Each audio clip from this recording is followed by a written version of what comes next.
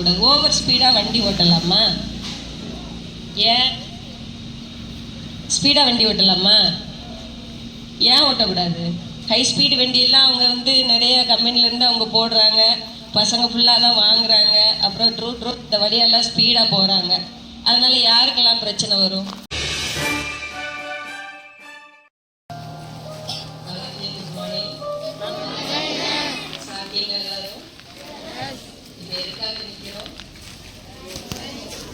எது சம்பந்தமான rally? Road சேஃப்டியில் என்ன ஏதாவது உங்களுக்கு அதை பற்றின விழிப்புணர்வு இருக்குதா? ரோட்ல என்னெல்லாம் போகும்? வேற வேற என்னெல்லாம் போகும்? கார் போகும், பஸ்ஸு, பைக்கு, மனிதர்கள் நடந்து போவாங்க, மிருகங்கள் போகும், அங்கங்க வண்டி நிற்கும், திடீர்னு நாய் குறுக்க வரும், ஏகப்பட்டது இருக்கு இல்லையா ரோட்ல. அப்போ ரோட்ல நம்ம போகும்போது நம்மளுடைய சிந்தனை எங்க இருக்கணும்? சிந்தனை எங்க இருக்கணும்? ரோட்டு மேல இருக்கணும். ஆனா நம்ம பெரும்பாலான மனிதர்கள் எப்படி போறாங்க?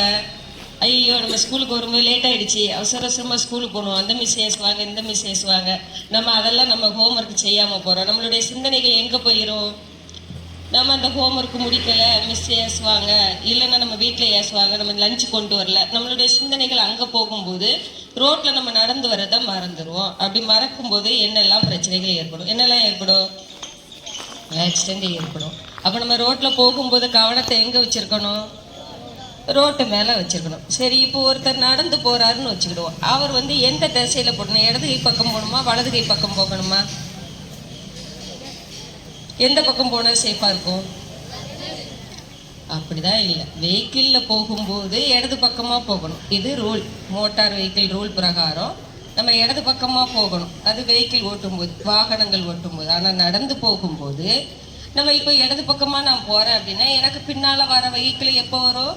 இடது பக்கமாகவே வரும். அப்போ எனக்கு பின்னால் வண்டி ஓட்டுறவங்க ஸ்பீடாக வரலாம், இல்லை தண்ணி அடிச்சுட்டு வரலாம், இல்லை ஓவர்டேக் பண்ணி வரலாம். அப்படி வரும்போது அவன் என்ன கண்டிஷனில் வரான்னு முன்னால் போகிற எனக்கு தெரியுமா? தெரியாது. அப்படிங்கும்போது என்னை அவங்க இடிச்சு தள்ளதுக்கு வாய்ப்புகள் அதிகம். அப்போ நடந்து போகும்போது நம்ம எந்த டைரக்ஷனில் போனால் நல்லா இருக்கும்? வாகனம் வரும் திசைக்கு எதிர் திசையில் போகும். எதிர் திசையில் போனால் நம்ம பார்த்துடலாமா? இப்போ வலது பக்கமாக நம்ம போகிறோம், வெஹிக்கிள் எல்லாமே இடது பக்கமாக வரும். அப்போ நம்ம வலது பக்கமாக போகும்போது நமக்கு எய்த்தால வண்டி வரும். அந்த வண்டி ஓட்டுற நபர் எப்படி ஓட்டுறாரு, என்ன கண்டிஷனில் ஓட்டுறாரு, ஓவர்டேக் பண்ணி வராரா, இல்லை தண்ணி அடிச்சுட்டு வராரா, இல்லை தாறுமாற வண்டி வருதா, நம்ம மேலே இடிக்கிறதுக்கு வாய்ப்பு இருக்கா, எல்லாத்தையுமே நம்ம கண்ணால் பார்க்க முடியும். அப்போ நம்ம உயிரை காப்பாற்றுறதுக்கு வாய்ப்புகள் இருக்கும். அப்போ நடந்து போகும்போது நம்ம எந்த திசையில் போகணும்?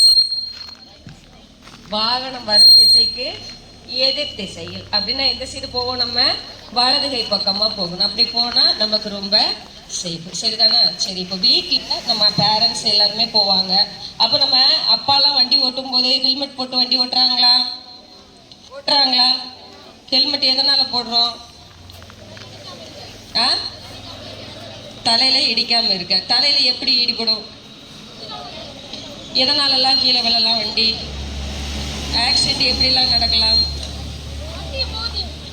ஏதாவது நம்மளே வந்து ஸ்பீடாக போகிறோம், அப்போ ஏதாவது ஒரு வண்டியில் மோதிடலாம், ஸ்பீடு பிரேக் இருக்குது அதை பார்க்காம போயிடலாம், திடீர்னு ஏதாவது ஒருத்தன் குறுக்க வந்துடலாம், ஏதாவது நாய் குறுக்க வந்துடலாம், ஏதோ ஒன்று குறுக்க வரும்போது நம்ம நிலத்தடுமாறி கீழே விழலாம், இல்லை அடுத்த வண்டி கூட நம்ம மேலே இடிக்கலாம். இப்படி ஏதோ நடக்கும்போது நம்ம கீழே விழுந்தோன்னா நம்ம உடம்புல ரொம்ப முக்கியமான பாகம் எது? ஒரு மனுஷனுக்கு முக்கியமான பாகம் எது? தலை இல்லையா? இப்போ நான் உட்காரணும் அப்படின்னு நினைச்சா கூட எனக்கு கமெண்ட் கொடுக்கறது எது கொடுக்கும்? பிரைன் இல்லையா? நமக்கு ரொம்ப முக்கியமானது என்னது? பிரைன். இப்போ தலையில அடிபட்டுட்டுன்னா நம்மளால ஏதாவது செய்ய முடியுமா? பிரைன் வந்து வேலை பார்க்குமா? ஏன்னா தலையில அடிபட்டா முதல்ல எது பாதிக்கப்படும்? பிரெயின் பாதிக்கப்படும். அப்படி பிரெயின் பாதிச்சுட்டுன்னா நம்மளால ஏதாவது செய்ய முடியுமா? ஒண்ணுமே செய்ய முடியாது. நம்ம வந்து இறக்குறதுக்கு வாய்ப்புகள் அதிகம். அதனால வீட்டில் நம்ம அப்பாவோ அண்ணனோ இல்லை நம்ம வீட்டில் உள்ள பெரியவங்களோ வண்டி ஓட்டினாங்க அப்படின்னா என்னது கண்டிப்பாக அவங்க தலையில் இருக்கணும்? நம்ம சொல்லுவோமா? அப்பாலாம் எடுத்து போடலைன்னா அப்பா உங்களை நம்பி நாங்கள்லாம் இருக்கோம், நீங்கள் பத்திரமா வீட்டுக்கு வெளியில் போயிட்டு வீட்டுக்கு வரணும், எங்களுடைய எதிர்காலம் உங்களை நம்பி தான் இருக்குது. அதனால கண்டிப்பா எல்லாரும் ஹெல்மெட் போட்டுட்டு போகணும்னு சொல்லி நீங்க உங்க அப்பா அம்மாட்ட சொல்லலாமா? சொல்லலாமா? சத்தம் வரல பாரு. சொல்லலாமா வேண்டாமா? Super super. சரி சரி. இப்போ ஹெல்மெட் போட்டு போறோம். இப்போ நம்ம நிறைய பேர் வரும்போது எப்படிலாம் வரோம்? டூ வீலர்லாம் வரும்போது டூ வீலர்ல எத்தனை பேர் வரைக்கும் போகலாம் உங்களுக்கு ஏதாவது தெரியுமா? எத்தனை பேர் போகலாம்? 2 பேர். Super super. அப்போ 2 பேர் போற வண்டியில நம்ம 4 பேர் போறோம். உங்களை மாதிரி குட்டி பிள்ளைலாம் வச்சு அப்பா அம்மா ஓட்டும் போது எத்தனை பேர் போறோம்? இல்ல பெட்ரோல் டேங்க்ல ஒரு ஆளு அப்பா ஓட்டுவாங்க, அப்பாவுக்கு பின்னால ஒரு நபர், அதுக்கு பின்னால அம்மா, 4 பேர் போறோம் இல்லையா?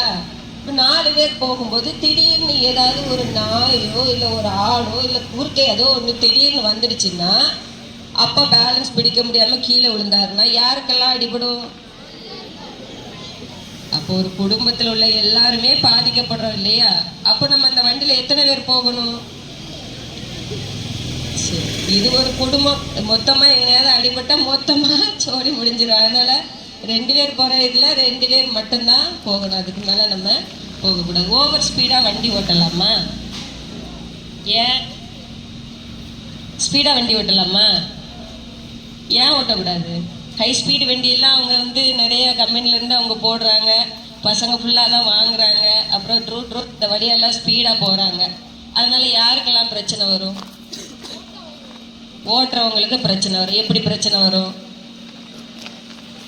நான் தான் இப்போ ஹை ஸ்பீடு வண்டி ஓட்டிட்டு போகிறேன், ஸ்பீடாக போகிறேன், திடீர்னு நாய் வந்துட்டு அப்போ பிரேக் பிடிச்சா என்ன ஆகும்? அதெல்லாம் பிடிக்கும், பிரேக் பிடிக்கும். ஆனால் என்ன ஆயிரும்? வண்டி ஸ்லிப் ஆயிரும், கீழே விழுந்து வண்டி ஓட்டுறவங்களுக்கு ஆபத்து. சரியா? சரி, இப்போ நாய் மேலே நம்ம ஏற்றிடக்கூடாதுன்னு சொல்லி இவர் வந்து சைடில் விலகிறார்.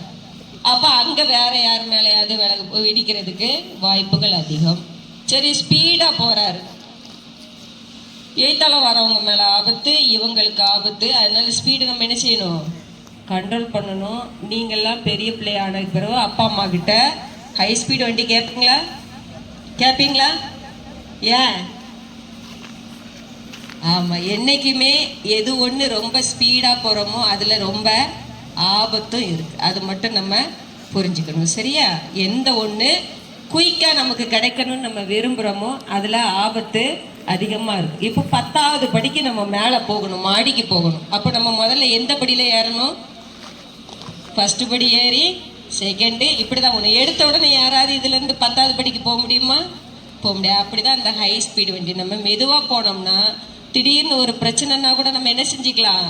பிரேக் பிடிச்சி நம்மளையும் காப்பாற்றிக்கலாம், எய்த்தால வர்றவங்களையும் நம்ம காப்பாற்றிக்கலாம். சரி, இப்போ நம்ம நடந்து போகிறோம். ஒரு இடத்துல நம்ம நடந்து போகிறோம்.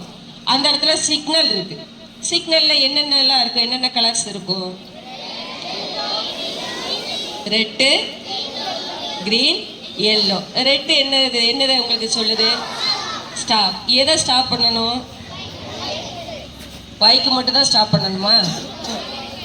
மொத்தத்தில் எல்லாத்தையும் ஸ்டாப் பண்ணிடணும். நம்ம இப்போ நம்ம நடந்து போகிறோம், அப்போ நம்மகிட்ட வெஹிக்கிள் இல்லை, அப்போ வெஹிக்கிள் தான் நிற்கணும். நம்ம போகலாமா? போகக்கூடாது. ஏன்னா அங்கே எல்லாத்தையுமே நிப்பாட்டினா மட்டும்தான் மற்ற வண்டி என்ன செய்யும்? ஸ்பீடாக போவான். இங்கிட்டிருந்து யாருமே வரமாட்டான்னு சொல்லி ஆப்போசிட்டில் இருக்கவன் அவன் ஸ்பீடாக கிராஸ் ஆகி போவான். அவனுக்கு க்ரீன் சிக்னல் விழுந்திருக்கும். அப்பவுமே இல்லை, வண்டிக்கு மட்டும்தான் நம்ம குறுக்க போனோம்னா நம்ம மேலே அடிபட்டுரும். சரியா? அப்போ ரெட் சிக்னல் போட்டால் மொத்தத்தில் எந்த சைடு ரெட் சிக்னல் விழுந்திருக்கோ அங்கே எல்லாருமே என்ன செஞ்சிடணும்? நின்றணும். சரி சரி. அடுத்து அந்த ஆரஞ்சு கலர் இருக்கு இல்லையா, அது என்னது? எல்லோ. Ready position. சரியா? ஆமாம், ஸ்டார்ட் பண்ணிக்கோ. அடுத்தால சிக்னல் விழ போகுது. க்ரீனில் போய்கிட்டு இருக்கோம் அப்படின்னா அடுத்து ரெட் சிக்னல் விழ போகுதுங்கிறத காட்டும். இல்லை ரெட் சிக்னலில் இருக்குன்னா அடுத்து நமக்கு க்ரீன் விழ போகுதுங்கிறதையும் எடுத்து கொடுக்கும். அப்படி சரிதானே? அடுத்து க்ரீன் சிக்னல் விழுந்தா என்ன செய்யலாம்? நம்ம போகலாம், நடந்து போகிறது. சரியா? சரி, இப்போ சொல்லுங்க, நம்ம ரோட்டில் நடந்து போகிறோம்னா எந்த கை பக்கமாக போகணும்? வலது பக்கமா அல்லது இடது பக்கமா? எந்த பக்கம்? எது வரும் திசைக்கு எதிர் திசையில்? வாகனம் வரும் திசைக்கு எதிர் திசையில் போனோம்னா நமக்கு ரொம்ப சேஃப். சரிதானா? இதுதான் நடந்து போகிறவங்களுக்கு ரொம்ப முக்கியமானது. சரி, இப்போ வாகனத்தில் போகணும்னா எந்த திசையில் போகணும்? இடது கை பக்கமாக வாகனத்தில் போகும்போது போகணும். இப்போ சிக்னல் விழுந்தா, கிரீன் சிக்னல் விழுந்தா நம்ம வண்டி என்ன செய்யலாம்? போகலாம். நம்ம எல்லாரும் நடந்து போகலாம். புரியுதா? உங்களுக்கெல்லாம் புரியுதா? என்ன சாப்பிட்டீங்க காலையில? என்ன சாப்பிட்டீங்க? இப்போ நடந்து போயிடலாமா? ரொம்ப நேரமா நின்றுட்டே இருக்கீங்களா? ரொம்ப நேரமா நின்றுட்டே இருக்கீங்களா? நடைபாதையில் நடப்போம், நலமுடனே பயணிப்போம். ஒரு நடைபாதை எங்க இருக்குது? நமக்கு ஒவ்வொரு ஏரியாவிலையும் மக்கள் நடந்து போறதுக்குன்னு சொல்லி பிளாட்ஃபார்ம் தனியா கட்டி வச்சிருக்காங்க இல்லையா? அதுல ஏறி போனால வண்டி வர்றதுக்கு வாய்ப்பு இருக்கா? இல்ல. அது ஒரு சின்ன திண்டு மாதிரி கட்டி பிளாட்ஃபார்ம் கட்டி விட்டுருப்பாங்க. அது மேல ஏறினா நமக்கு ரொம்ப சேஃப். சரிதானா? அப்புறம் drive with care, reach with Joy. இப்போ நம்ம பத்திரமா வண்டி ஓட்டினோம்னா நம்ம வாழ்க்கையில நலமுடனே இருக்கலாம். சரிதானா? Drive carefully, life joyfully. எல்லாமே சூப்பர் சூப்பரா வாசகங்கள்லாம் வச்சிருக்கீங்க. நடந்து போலாமா? இப்போ ஸ்டார்ட் பண்ணலாமா?